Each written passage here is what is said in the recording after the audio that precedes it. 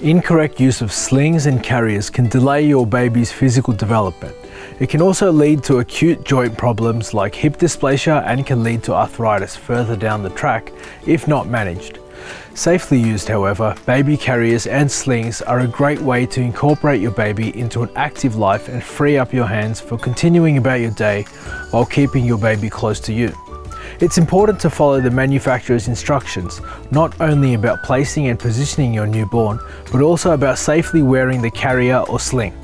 It's best practice to opt for well-established manufacturers who supply extensive supporting content in the form of the website or online videos about safely and correctly using their products. By purchasing from Baby Bunting, you can go into store and try out the carrier or sling, ask for advice and even test it with newborn-sized dolls. While your baby is in their first few months of life, they don't yet have the strength to support their own heads.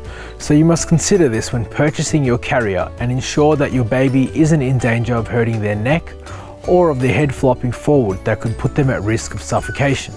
Unless they are adjustable, carriers with rigid frames should be avoided as these normally support the weight of older babies and toddlers.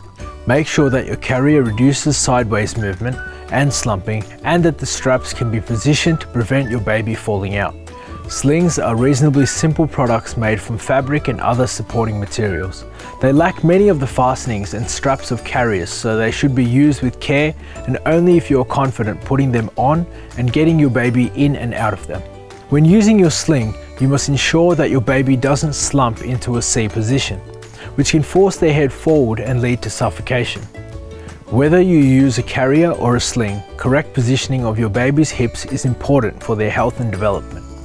If your baby is forced into a fetal position or their legs stretched towards the ground, you can put them at risk of developing hip dysplasia.